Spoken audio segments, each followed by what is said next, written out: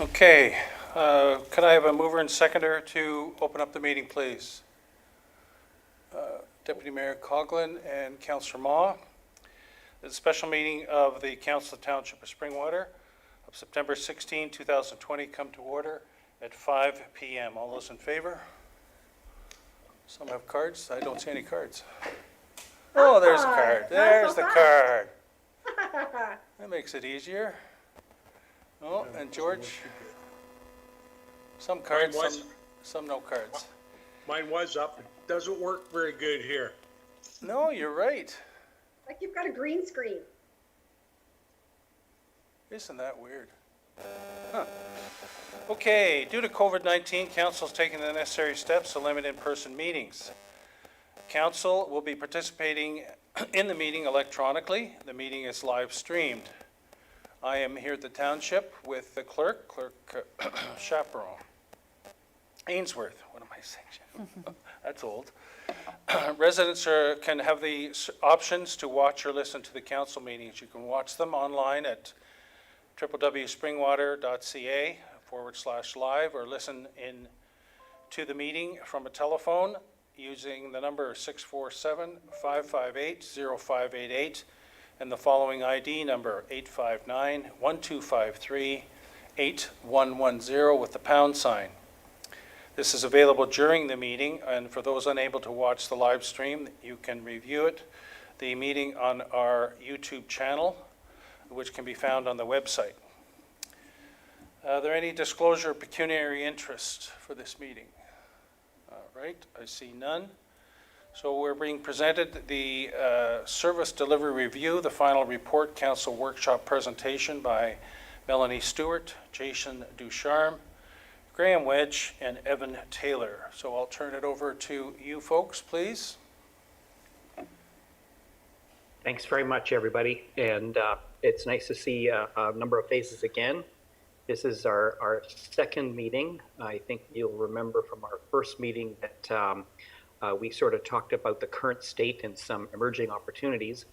Well, we had a couple months to really delve in detail and develop our findings a lot further. And so we're at a good stage where a roundtable discussion like this makes a lot of sense before we finalize our recommendations. So I'm going to ask Melanie to put our presentation up on the screen. I'm assuming everybody got it, has had ample time to read through.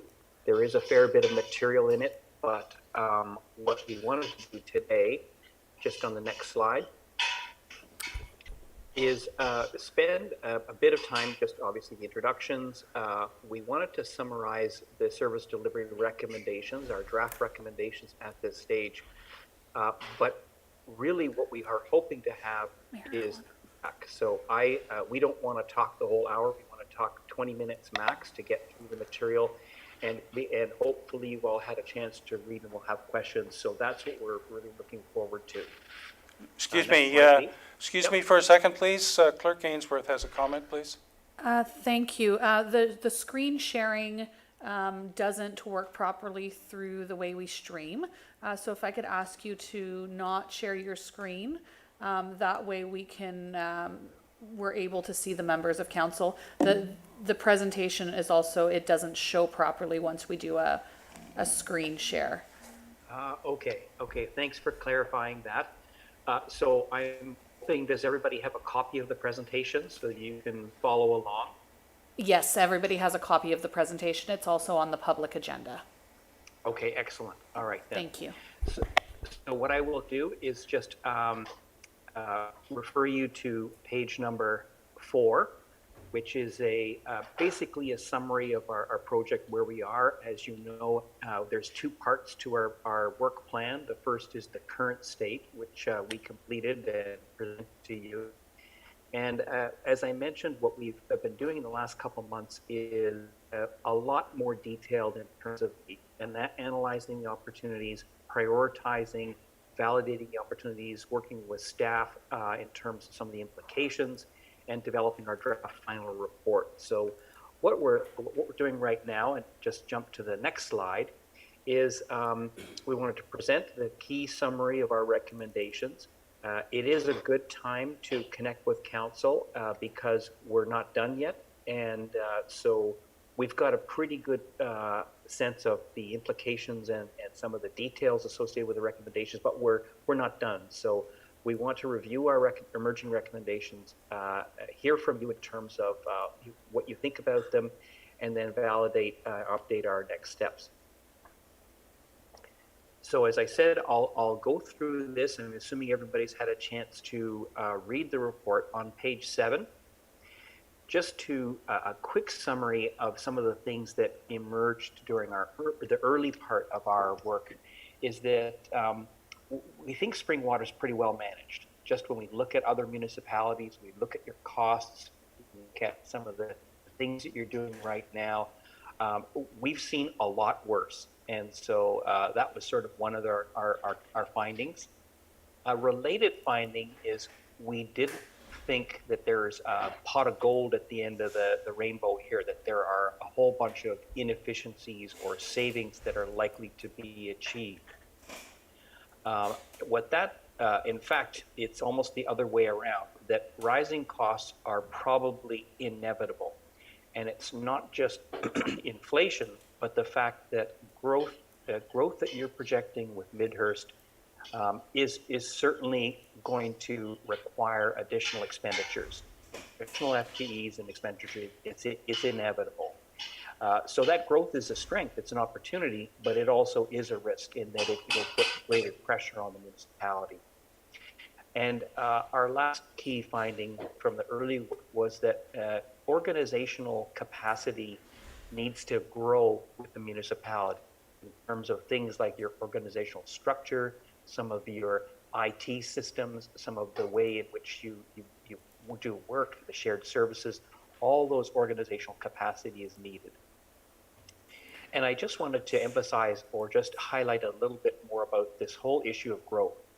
So on page 8, what we did is we took a look at a lot of municipalities across Ontario, and we looked at the relationship between how big the municipality is and what kind of scale the municipal operations are. Because the reality is with Midhurst, within the next 10 to 15 years, you're going to be increasing, basically almost doubling your population from a population of around 20,000 now to close to 40,000. And that's not far away. 10 to 15 years can go by very, very quickly.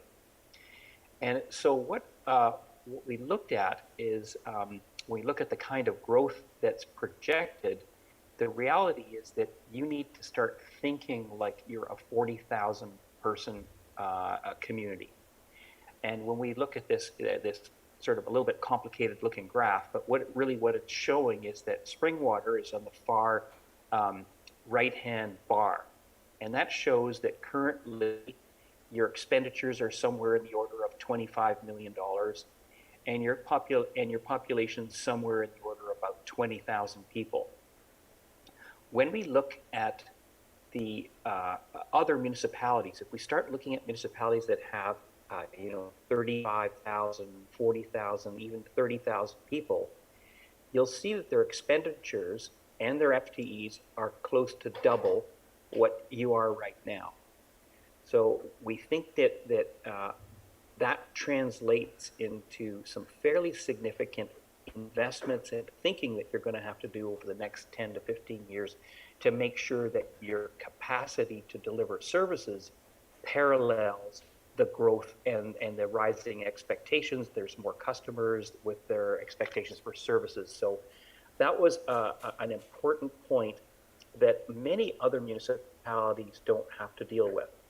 We have many of our other clients in municipalities, and they're not predicting any growth at all, or they're actually, in some cases, picturing a decline. The good news is that all of that new growth means assessment growth, so there is a corresponding revenue increase associated with that, both capital in terms of development charges, as well as ongoing taxes from those new homes. So it's not all costs up and no new revenues. You will be getting new revenues, but our point is that it requires a lot of planning, not just about the infrastructure, not just the roads and the schools and the parks, but actually as a municipality planning to build that capacity to be able to deliver at a scale that's double what you are right now. So I'm just going to keep continuing through because I want to make sure that we have lots of time for chatting. So on slide number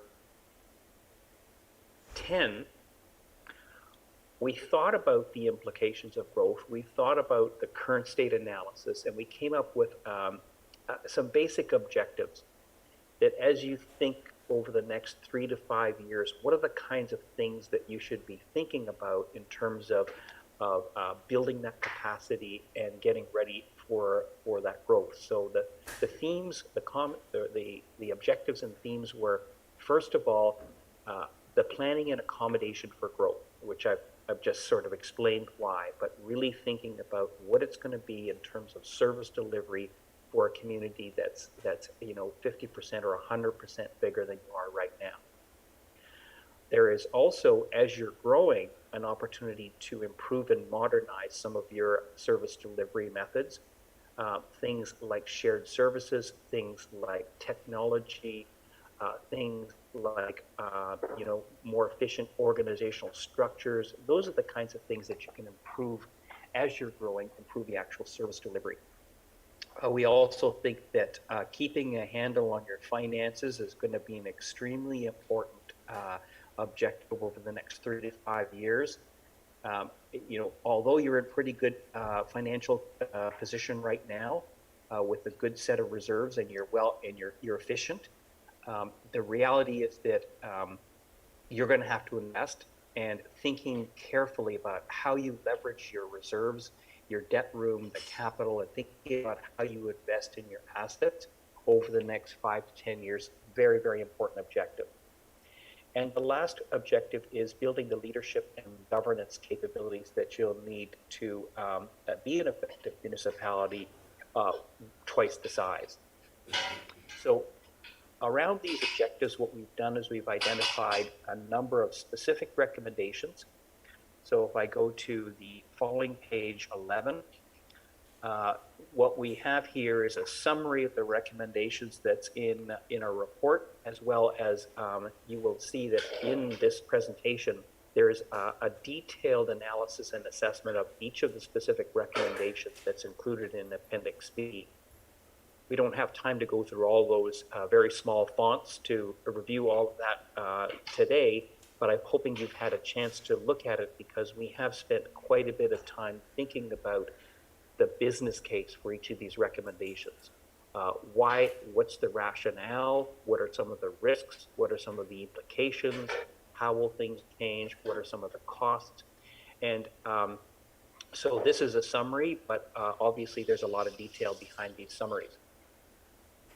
So the first one has to do with the strategic theme or the objective of leadership and governance. And our sense is that although you're doing some good work in terms of the fact that there's north and there's new urban south, you need to be pretty proactive about continuing to ensure that you talk about and work and be committed to the fact that you actually are a dual community. You have tremendously attractive and high quality rural areas, but you also have a lot of urban development, and managing that tension and making sure that you almost brand yourself as, hey, we got the best of both worlds. We've got gorgeous countryside, we've got great rural living, but we also have the amenities of urban areas. So thinking about how to address that tension that's likely to continue over the next decade. Number two has to do with something that it sounded to us like there needed more discipline when staff present business cases for key council decisions. There was almost a bit of a sense of well, we need more information, or we're not quite clear of the business case. So we've got a couple of recommendations to strengthen the process by which reports are generated, to make sure that council has everything it needs to be able to make informed decisions. Recommendation number 3 is something that we often recommend, and we talk about. Councils, you're the leadership of the community. You're the governance body of spring water, and so it's very important that you be an effective governing body and that you work together well. And so we've got some recommendations about building almost like a teamwork, a team approach to council's relationship and effectiveness as a governance body. Moving on to the next page, page 12. Recommendation 4 is about strengthening your technology capabilities. There are some very cool tools that are being used out there, from everything from how you process building permits to how people pay their bills and register for arenas and recreation programs, taxes, all kinds of information. There's a very, very cool tools that are out there. And so what we think is that being a little bit more planful in terms of what is the basic platform that you're using. Again, what's your underlying technology platform, but then what are some of those program-specific applications that can improve efficiency, communication, and effectiveness of service delivery. Number 5 is something that has to do with defining your service levels and key performance indicators, KPIs, key performance indicators. What we found is that there was not a good understanding of what's the base service level that we have to, by either regulation or standard, we have to provide. But maybe we want to go above that standard. Maybe we want to clear the snow more often, or maybe we want to collect garbage more often, or those kinds of things. In order to understand those trade-offs between higher service level and higher cost, you need to have some pretty good information about what it costs to deliver a premium service. So recommendation 5 is about building that knowledge that will enable you to do better, more informed decisions about service level and costing. The asset management planning is a very important recommendation because we do believe that obviously to accommodate growth, but also to maintain the condition of your existing asset, you've got to really leverage that the recommendations of the asset management plan and take advantage of your healthy reserves and debt room and DCs, development charge revenues, to really make those strategic investments that are going to pay off and support the kind of community that you want. Moving on to page number 13, recommendation number 7, we found that some of the financial policies that are being used were a bit informal. I mean, I think people sort of know this is why we do things, but they're not documented. So our view is that as you get larger and more sophisticated, that having more formalized and documented financial policies and procedures is a good tool. It helps with succession. It helps with training. It just clarifies if someone leaves, the next person comes in, can see this is how we do things around here. Recommendation number 8 is increasing the township's organizational capacity to manage growth. So this has to do with the fact that if you're going to, hire another 100 people in the next 10 years, which you may very well have to, that's 10 people per year, and that is a significant amount investment in recruitment, retention, all the sorts of things, your HR capability to be able to manage that kind of growth of your staff is very important. So you need to get your HR functions very strong so that they can do that effectively. Because in fact, because of attrition, when people leave, it actually translates to even more than that. Because if you need 10 new people and 3 people leave, you actually have to hire 13. So recommendation is all about streamlining and being efficient about how you build that organizational capacity. Recommendation number 9 has to do with the organizational structure. Right now, the CAO has quite a few direct reports, And our sense is that once you get bigger, you may want to think of more of a streamlined organizational structure that has fewer, stronger directors that consolidate some of the similar functions that you do, so that the CAO has maybe 3 or 4 direct reports, and then you have stronger directors supporting the CAO. There are a number of good reasons for that. It also supports succession planning because it really helps to groom the next in line for your CAOs. Trying to think of, I think that's it for the recommendations. What we've done is we have proposed basically a roadmap, which would take the 9 recommendations and put them into different quarters over the next 3 to 5 years. So some of these initiatives we think are fairly urgent and should start as soon as possible, even in this fourth quarter of this year and first quarter of next year. Other ones take a little bit longer, and so they're spread out. And some of them have like a front-end planning phase and then an implementation phase. This is our first attempt to try and build a practical roadmap of how you would implement these recommendations over the next 3 to 5 years.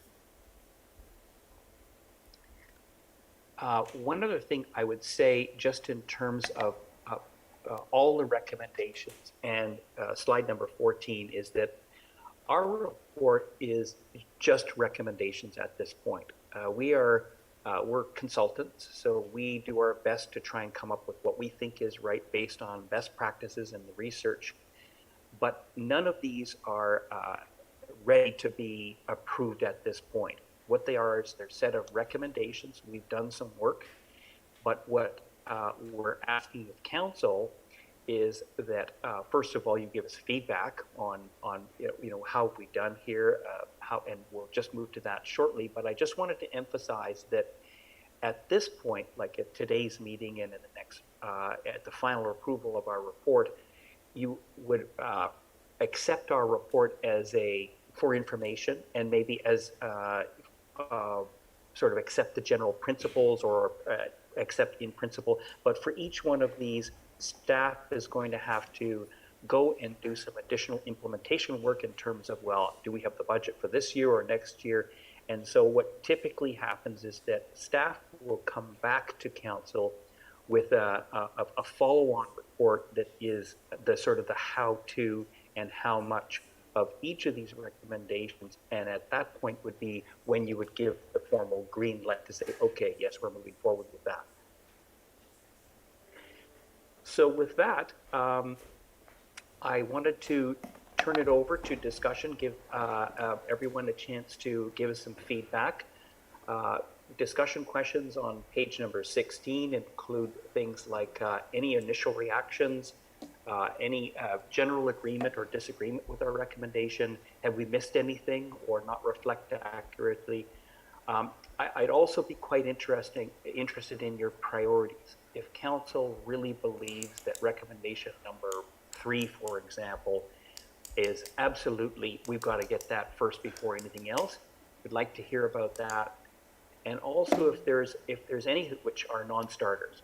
If you look at this and say, look, we can't even think about that yet, it's not non-starter, then I'll hear about that. So without further ado, that is my presentation, and I would turn it over to, I guess, who will be the master of ceremonies for questions and answers. Thanks, Jason, for the initial presentation. Before I open it up to council for discussion questions, you had numbers related to each of the recommendations. Can you talk about how those were acquired and what might be involved with respect to those dollar numbers? So there's the dollar numbers are order of magnitude estimates based on our experience, based on some discussions. They are not detailed cost estimates. So what we've tried to do in terms of our prioritization is make a distinction between things that are relatively affordable. under $100,000 over the next 3 years. Things that might be, 100 to 500,000, things that might be even more expensive to that. So we did our order of magnitude costing in order to help us prioritize and get a sense of affordability, but they are not at all, sort of detailed cost estimates. That's some of the work that would be needed after our work to say, okay, let's really fine tooth this. Are we going to hire a consultant to do it? Are we going to do it in-house? What's the actual cost of some of those? Okay, thank you. All right, I'll open it up to council for comments, questions. Councillor Hanna. Thank you. I guess through the MNP presentation, can we go to page 8, please? I know you can't bring it up, but I've got it in front of me here. I'm looking at page 8. I'd just like some clarification, if you could, please, Jason. The dotted line, to me, which indicates the operating expenditures, it shows that our current population operating expenditures, the number for our current population is significantly about a quarter of an inch above our current population, above the current expenditures. My understanding has always been that Springwater, we spend more money per resident than a lot of our comparable municipalities. I guess my first question is that accurate or not? I believe the findings in our current state is that you don't spend more per capita than many other municipalities, that you're a pretty lean organization. So what this graph is saying that your actual population is around 20,000 and you're spending around $15 million. So the dotted line is a sort of an average. That big spiky line is the actual expenditures of all those other municipalities. So as you can see, there's some places that spend a whole lot per capita. Like Tecumseh has very high expenditures, like almost $55 million, and their population's only 25,000 people, 23,000 people. So the jagged line is the actuals. The dotted line is what's called a linear regression. It's basically the average, the typical expenditure per population. So our understanding is that your expenditures are certainly not over the average.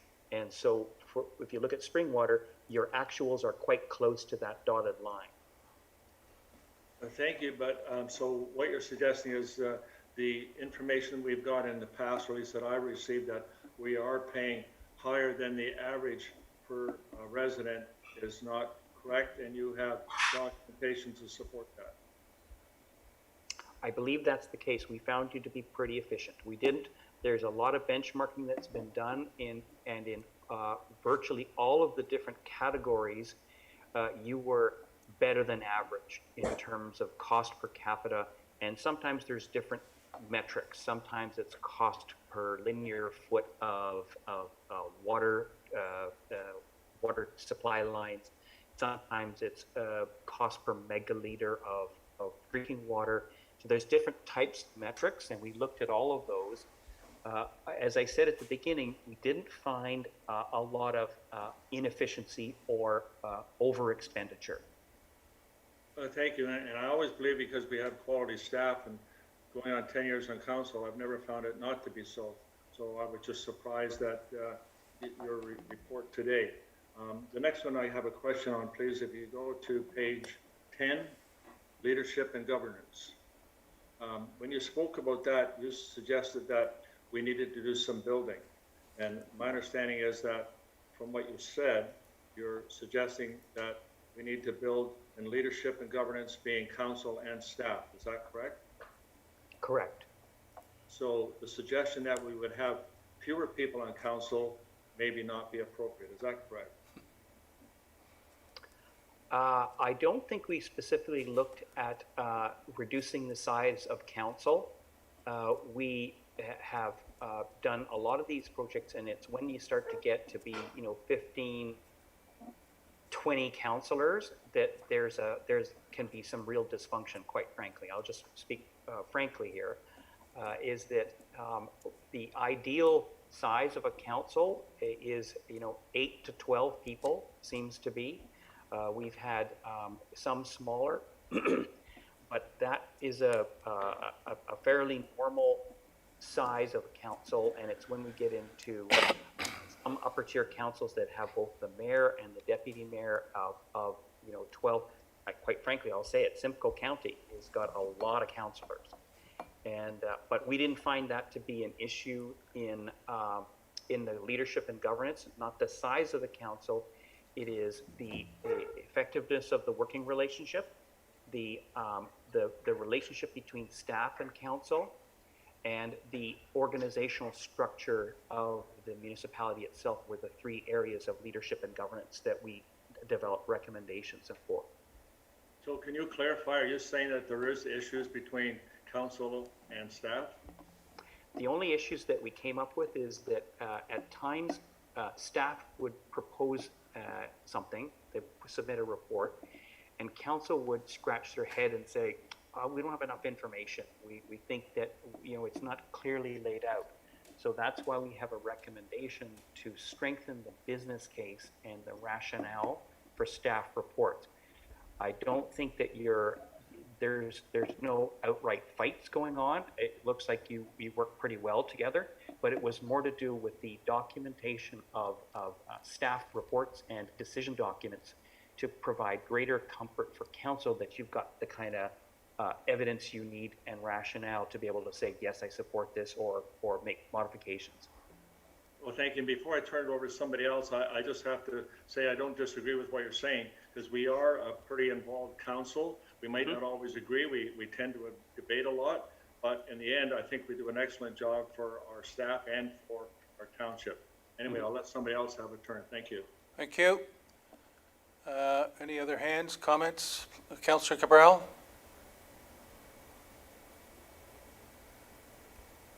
There we go. Thank you very much.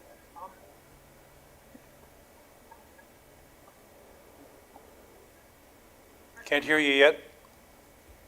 Now, No, still can't hear you, Councillor. Is it, no, it's showing your, try again. I'm not muted. You're very faint in your voice. We can't hear it. Maybe you can come back to me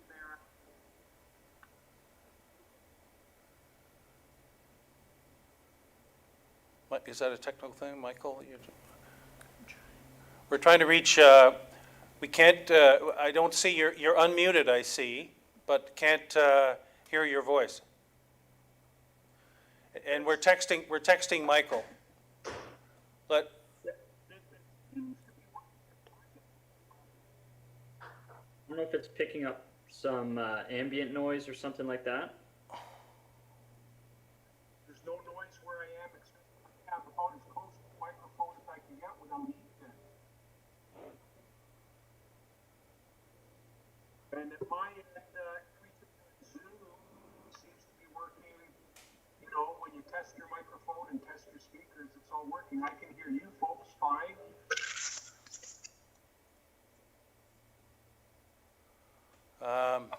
Is there anything blocking the microphone? What's that? Oh, that sounds There, better. that's better now. Oh, am I coming through now? Yes, you are now, just now.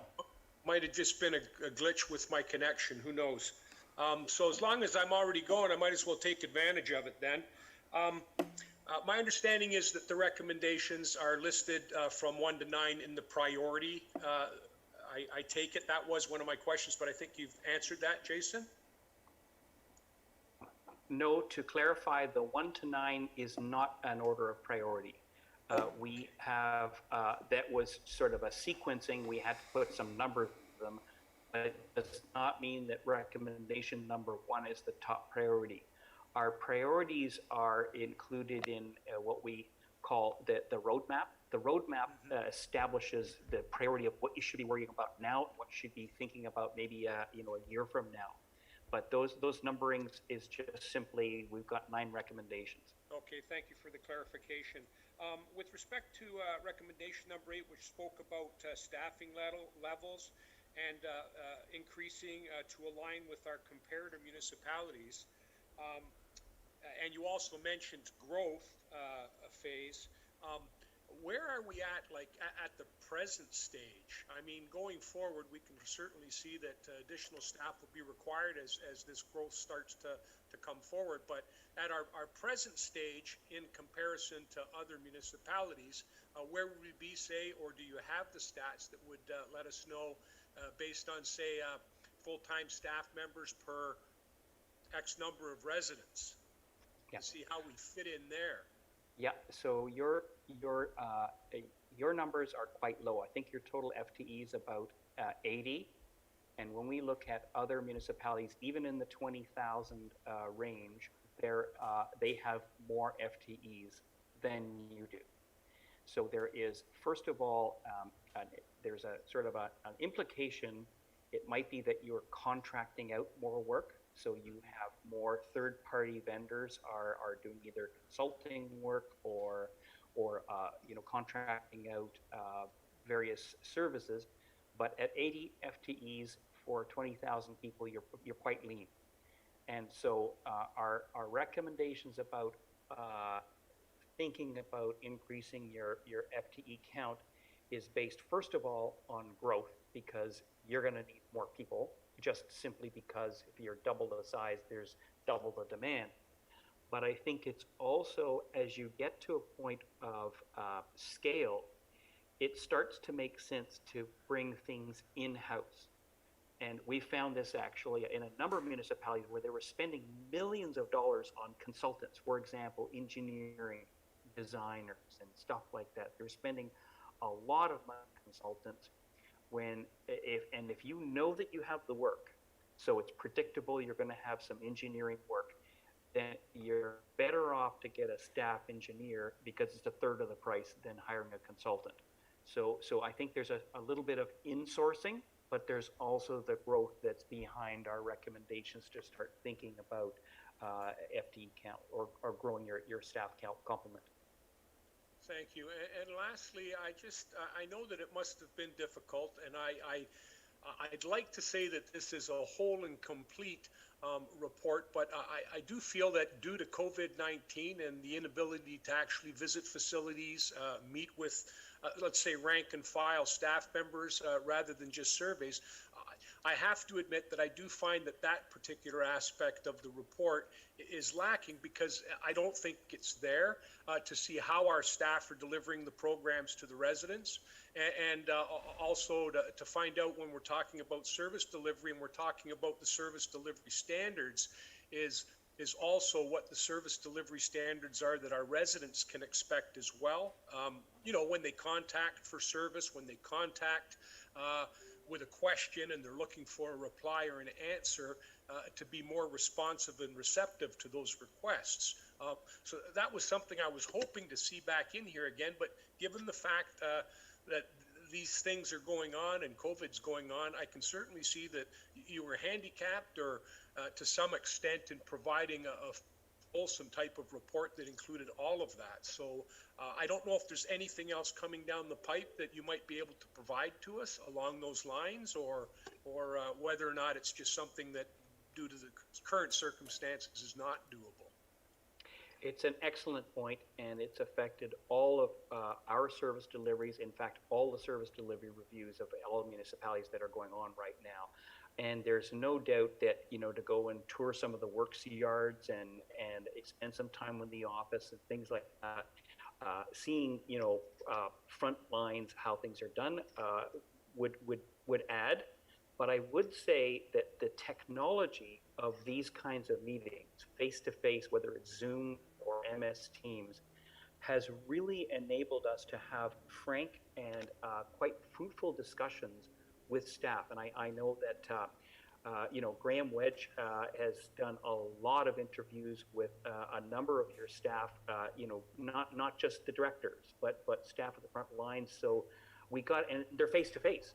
Because the fact is, you get to see the person on the screen and see their expressions and talk openly and frankly. So you're quite right. I don't think that it was, a death blow to the report. I think we could have enhanced it a bit if we had more walking around the facilities, but I do think we got very excellent feedback from staff at many levels, plus the survey was also very well responded to. I'll let someone else go, Mayor Allen. I might have another comment later on, if Thank you. that's all right. Thank you, Councillor Coghlan. Deputy Mayor Coghlan. Thank you, Marilyn. It's actually just elaboration on Councillor Cabral's points, if I might. When it was stated that we have 80 FTE and that other municipalities have more, in your assessment of more, is that 1 more, 20 more, just as an actual comparator? I wanna look, we've got a great table in our report that goes through and shows the FTEs full-time and part-time. I don't have that with me right now, but in our report, there is a chart that goes through all of those communities and says, here's what their FTEs are, both full-time and part-time for total employment. And I seem to remember that was something in the order of like 20 or 30, like the normal would be around 100 for a municipality of 20,000. I'm not sure if I can ask my team, Evan or Graham, do you remember offhand that table that showed the total FTEs with other municipalities and compare the 80 to others? Yeah, I can actually speak to that. I actually have it open right here. So for instance, Huntsville, we have them at 209 total staff as well as 90 FTEs, and they are about 500 more population than you. And in comparison as well, Wilmot, they're about 1,000 more in population than you, and they have 62 FTEs, 134 part-time, making 196 staff. So that's almost double you. It's only about 1,000 more population. Just to put it in perspective there. Thanks very much, Evan. Follow on, Deputy Mayor. Yes, thank you. And when you're speaking to those FTE, does that include their fire departments? I'm not exactly sure if it includes the fire departments, considering they are volunteer. It does come straight from the FER. I don't know if you can speak to that more, Jason. These are paid employees, so if you have volunteer fires, that doesn't get counted. It's whoever you write a check for. Thank you. Okay, Councillor Cabral. Thank you, Mary Ellen. I appreciate that. And actually, now I'm going to go back to Deputy Mayor Coughlin's point. And I don't know if Huntsville also has what would be considered a regional or county type of government, which in our particular case, some of the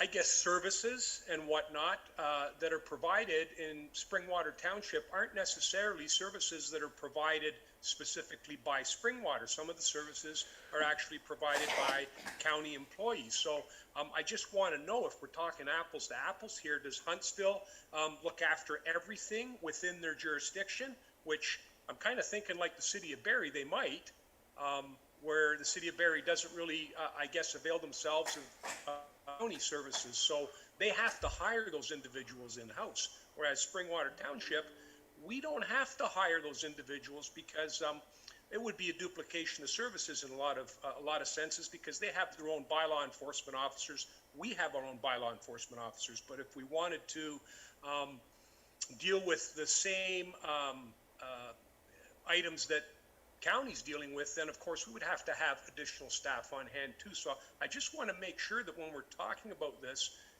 it's apples to apples. That's all. Because 200 and some odd people for Huntsville certainly sounds like an awful lot of staff. Yeah. So I will say that benchmarking in comparison to municipalities is one of the most complicated, fraught with murky interpretations that are out there. And unfortunately, there is a huge amount of complexity for precisely what you're talking about, whether it's upper tier, lower tier. Even in some places, upper tier will start doing things for lower tiers. The lower tiers will start doing for upper tiers. You have separated municipalities. It's very, very complicated. So what we've done is tried our best to get a sense of the overall employee per capita and per population, and we've left a lot of room for margin. So what we've seen is a number of municipalities have definitely more employees. Now, some of them may have more scope of services, some may contract out less than you, but overall, when we look at an FTE count of 80, it's not an inflated number. We're very confident in that. There's not a lot of waste, or there's not a lot of fat around the edges. It's a pretty lean labor force, even accounting for some of those differences in the apples to apples comparisons. Councillor Moore. Thank you, Mayor Allen. I would have liked to have seen a bit more specifics about the FTE and departments. So possibly what department is showing, less efficiency than others. And I wondered if, when you're doing your interviews, how specific you get with your questions, say for Parks and Rec, how long does it take to cut the grass? Because we have a lot of grass. Or for roads, we have a lot of roads. How long does it take to plow the roads? Like those types of very, very specific questions, but would lead us to maybe more concrete FTE answers. Again, all of you have excellent questions, so thank you very much. In some projects, we actually do get to that level of detail, and we actually do timesheet tracking of the people that are on the trucks. How much time are they spending by the road on duty, but not actually plowing the road? So there is the possibility of doing that detailed timesheet analysis. That was not in the scope of our work plan. So our work plan was to take it a certain level of detail, but we did not do that detailed timesheet analysis.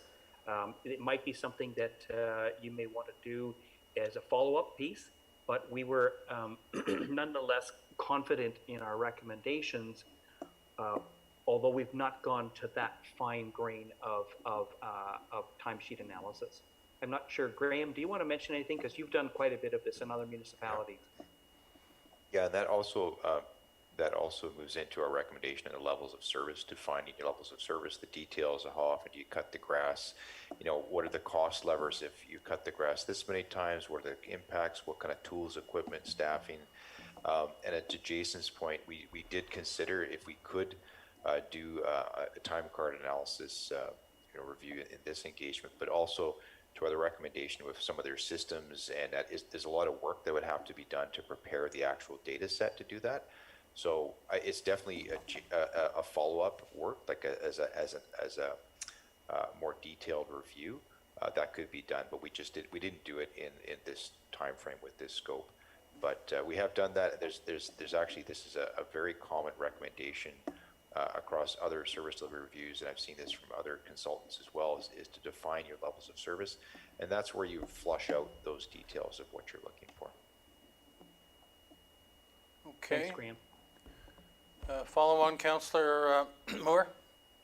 Thank you, Mayor Allen, and thank you for your explanation. I really would like to see that level of detail, so maybe that's something that council we could discuss if going forward. I think this report is a great high-level report, but I don't think it gives us the detail that we're required to make those decisions that are going to come forward, say at budget time, those questions, we want to hire staff. Well, I don't really know if that department needs staff.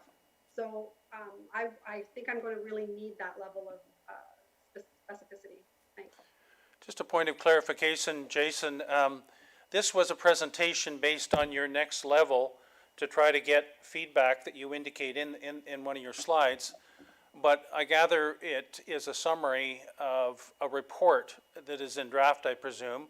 You make reference in point 8 or 9 to a page 37 of a report. So is it fair to assume that there would be quite a bit of existing detail behind your work thus far that would be contained within a draft report?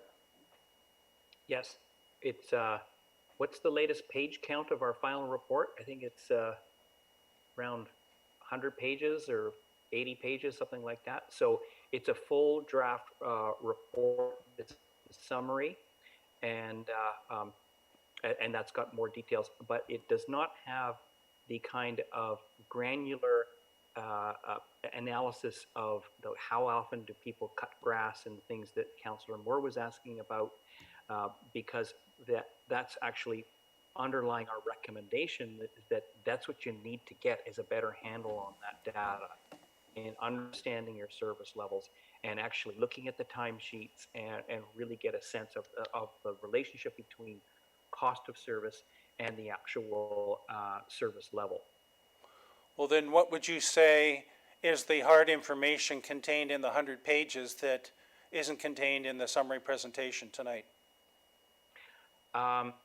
There's more in terms of prioritizing of the, there's basically more detail on everything that you see in the presentation, but it's essentially the same material. Like I think there's one or two pages that talk about the priority matrix, about when you look at these 9 recommendations, which are the highest benefit compared to the complexity and cost.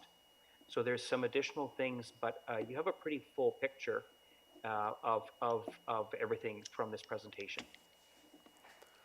Okay. Particularly once we go to the Appendix B, it has the detailed worksheets for each of the recommendations. Okay, Councillor Cabral. Thank you, Mayor Allen. I guess I might be directing this comment towards both CAO Schmidt as well as Jason.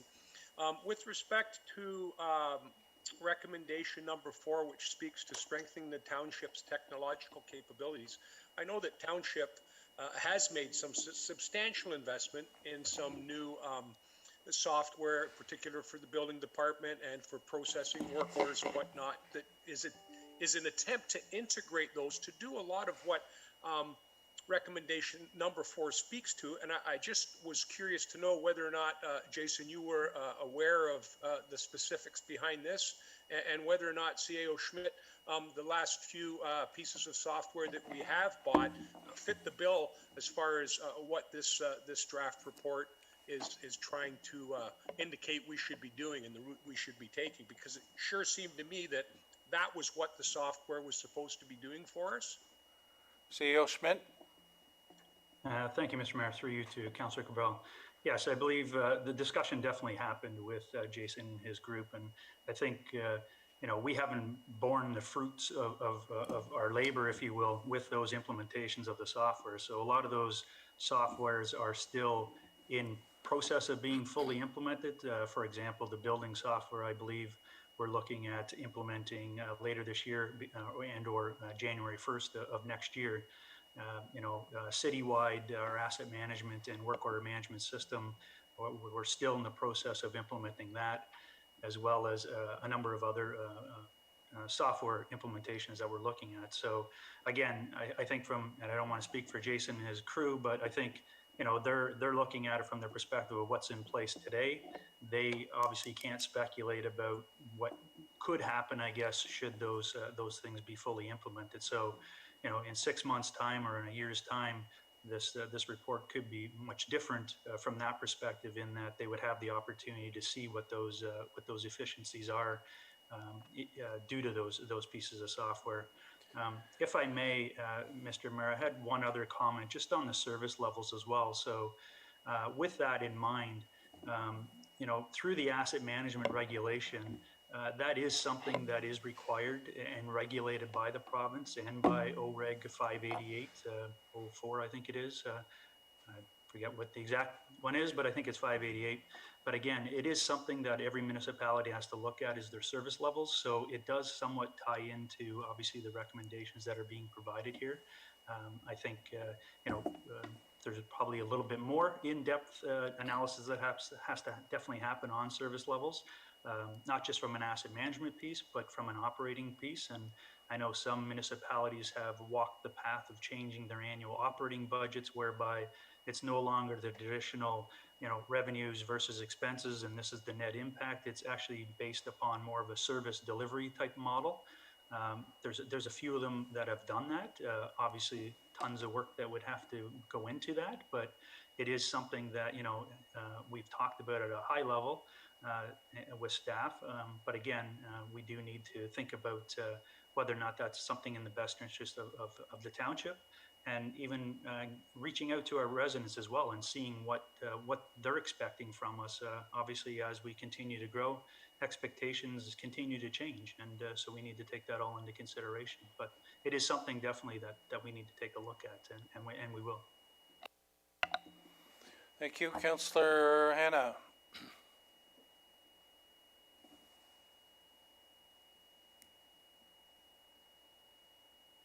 Thank you. I couldn't get unmuted.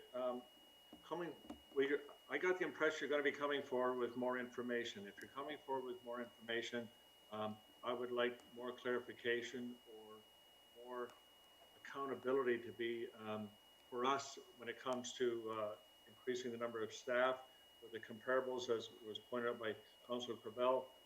If we're doing stuff that other municipalities don't normally do, or they're doing stuff that we don't normally do, it obviously skews your findings. And also the technology that we've gotten, we seem to be buying technology every year in our budget. Is it the right stuff?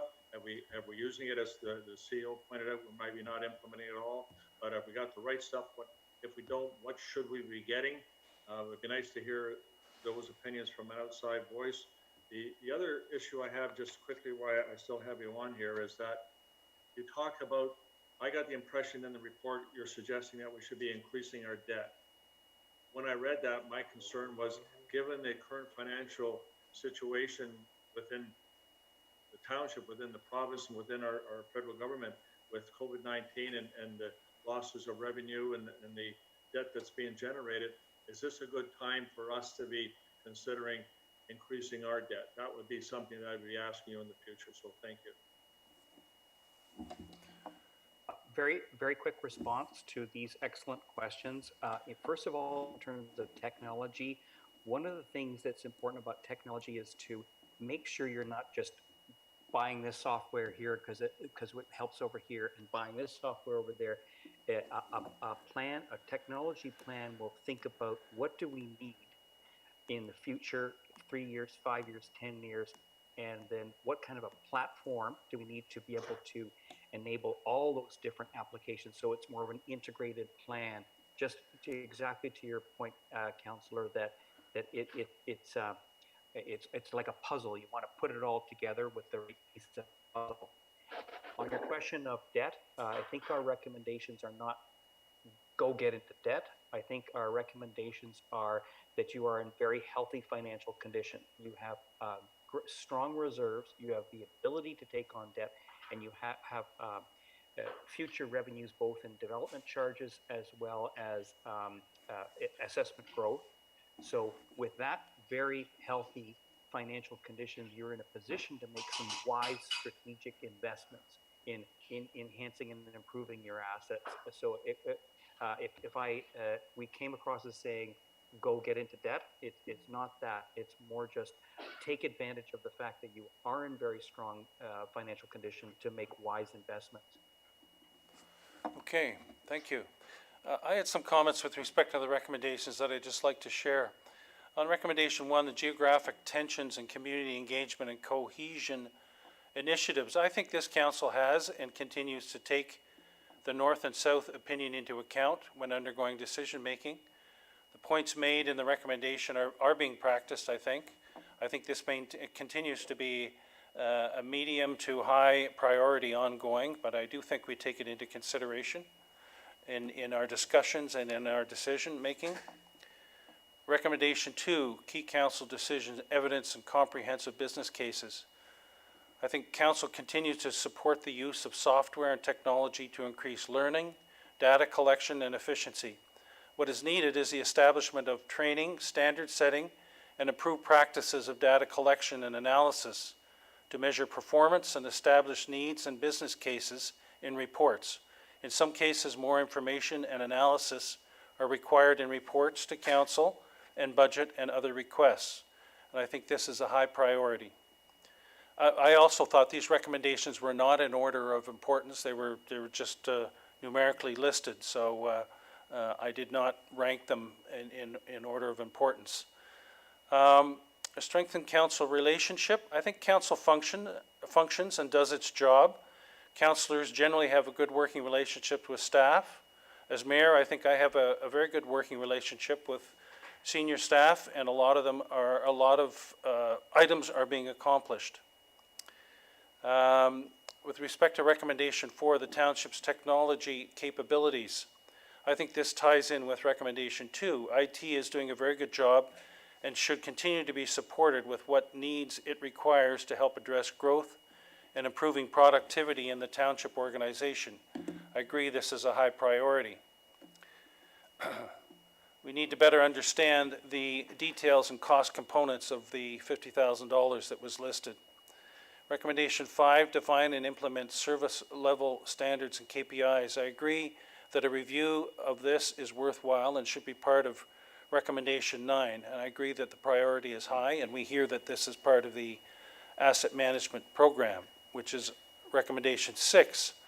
This is presently, the asset management planning is presently occurring and in progress following legislated requirements. I agree that that continues to be a medium to high priority. Recommendation 7, developing formalized financial framework policy. This will be part of the responsibility of a new director when in place. I agree it's a high priority. We need, since CEO Schmidt was left as director, he's had to juggle a ball and be responsible for finance as well as his CAO function. So we need to get a director of finance that can really take more off his shoulders.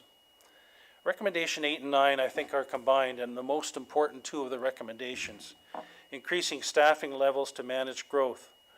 You don't do it right away. I agree with the comments made that we can't just go out and spend, but we need to restructure the organization and realign the departments.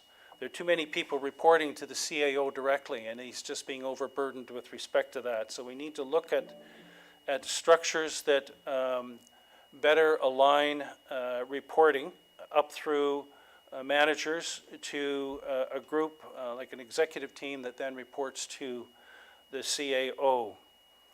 I think, as I say, recommendation 8 and 9 are the two most pressing and priority matters, and these initiatives should be combined.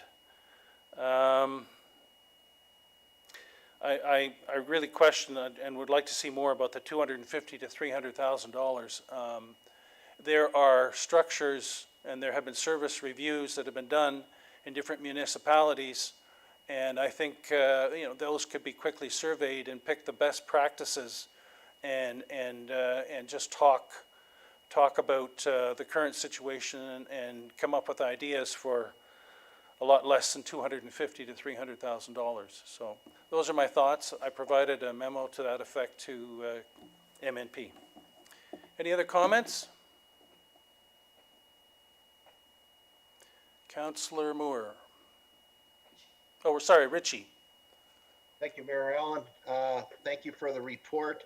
I've been very supportive of this audit. I spoke about it last year at budget time, and of course, moving forward, I think I share some of the concerns of Councillor Cabral, Councillor Moore, looking for something more of a gauge when it comes budget time.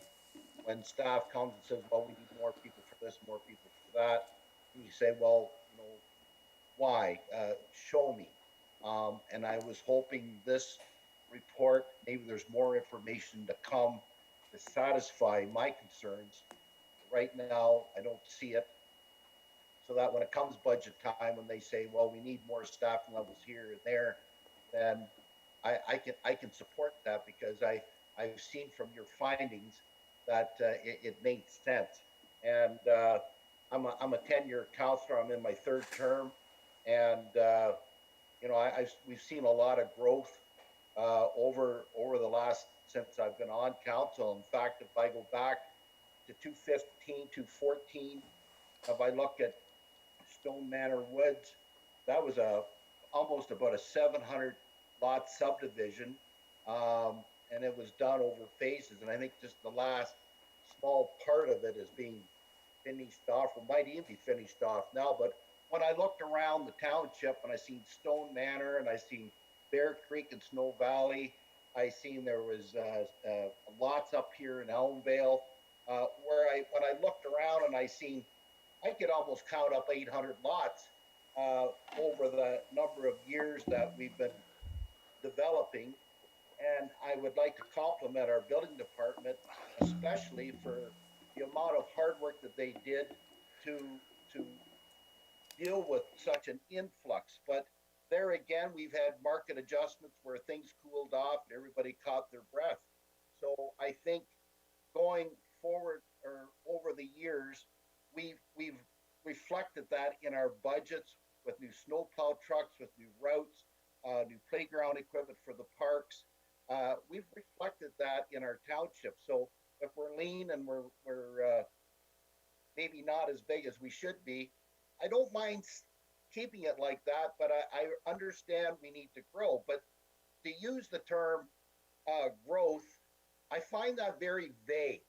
And like I said, I'm a 10-year counselor. Can you tell me exactly when this is going to happen? Is it going to happen next year? Is it going to happen in 2022? We don't know, and you don't know neither. Like, we've got mixed subdivision going, we've got a few others going, but nothing that what we've seen in the last 10 years. So there's no pipe in the ground, there's no sewage treatment plant built, there's none of that. And this all takes time, it takes money. We've done financial impact studies. We've done all of that. So we are looking down the road. We are looking at buying new land for a fire department. So by the time we buy the land, put up a fire hall, and then an administration building, we can soon be into another $10 million. And I ain't counting the money we owe on the building we're in right now. So I'm looking for more granular as to the reason we need more stuff, and this is the reason why. And can you comment on that? Jason? Just got to make sure I'm not on mute.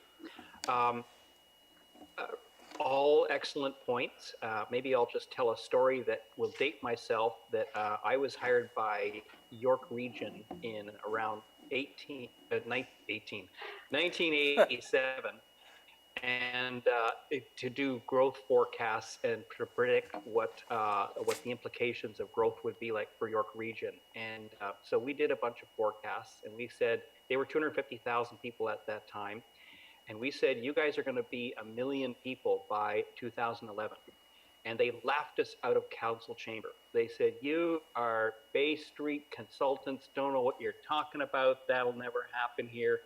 And they've been paying the price ever since in terms of traffic congestion, in terms of housing, in terms of services, in terms of costs, because the growth happened way faster than anybody anticipated. And so the way growth in the GTA works is that there's a tremendous amount of it's like a wave, right? Is that it goes up to Newmarket, then it goes to Barrie, and then because of the prices, you have this very rapid, like 10,000 people is nothing. It's in a wholly new community. Clarington, Ontario is feeling that right now. They're just absolutely swamped with development, and it's a gridlock everywhere. So I tell you that story because I do believe that Springwater is in an excellent position to be able to benefit from that, but there is also a risk associated with growth if you don't have the infrastructure, if you don't have the organizational capacity to be able to service all of these new people that will have very high expectations moving in. So we've done our work in terms of estimating the kinds of levels of employment that you will need at different as you grow, and whether that growth occurs in 5 years, 10 years, or 15 years, it means that it's something that's on the horizon that you'll need to be planning with. And we've done we're confident in our analysis that you will need to, we don't know whether it's you need 3 more people this year, but we do know that you need to be planning for onboarding more staff over the next 5 to 10 years, because that growth is inevitable. So I don't know if I'm on a little bit of a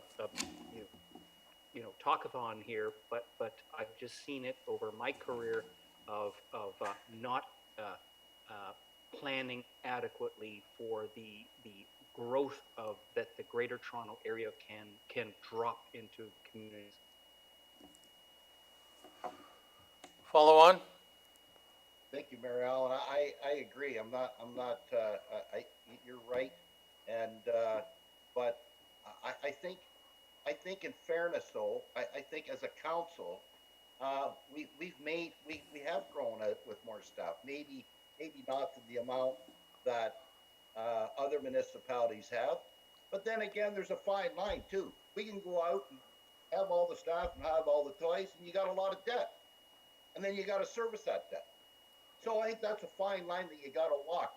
And I think Councillor Hannah raised a good point. Like, given the circumstances of the day with COVID-19 and this outfit can't afford it, so we're going to look after them. I'm glad that we've got a healthy reserve. I'm glad that we kind of walk that line. And but any of the departments that I look around, I don't see where we're neglecting or anything like that. I think as this growth develops, as they get the pipe in the ground and the sewage treatment plant, we still have time in order to go out to the marketplace and hire and fill those jobs and grow as we do. Like, for instance, the software that we did for the building department to make that streamline more smoother. I was just talking with the chief building official there today about having somebody. There's times of the year they're swamped. There's other times of the year they're not swamped. Well, why couldn't we take somebody, say a planning background, and move that person when they're really busy in the building department, put them in building. When it cools down, take them over to the planning department and share that person. How would that work? So I'm open to ideas like we all are as council and moving forward. And I think we'll meet those objectives. But again, when it comes budget time, it's nice to see something more concrete to say, yeah, I support hiring that person. And I just didn't see that in this report. Maybe there's more yet to come. So I'll leave it at that. But thank you. Okay, good discussion. Thank you, councillors. Thank you, MNP. So I think in the interest of time, we should have a motion to receive this report. Can I have a mover and seconder, please? Deputy Mayor Coughlin and Councillor Maud Chapman, that the presentation on the service delivery review provided by MNP be received. All those in favor?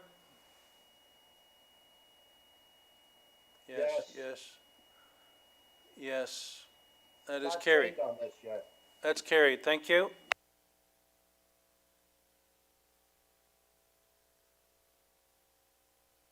Sorry, confirm and adopt proceedings. Mover and seconder, please. Deputy Mayor Coughlin and Councillor Cabral, that the bylaw 2020-070 to confirm and adopt proceedings of council at a special meeting held on September 16, 2020, listed herein, be signed and sealed by the mayor and clerk. All those in favor? That is carried. And a motion to adjourn, please. Deputy Mayor Coughlin, Councillor Moore, that the special meeting of the Township of Springwater does now adjourn at 6:15 p.m. to meet again, regular meeting, September 16, 6:30 p.m. in the council chambers at Min Centre, Minising. All those in favor? That is carried. Thank you. And thank you, MNP, and we look forward to the next chapter and more detail. Thank you. Thank you all as well. Thank you, guys. Thank you.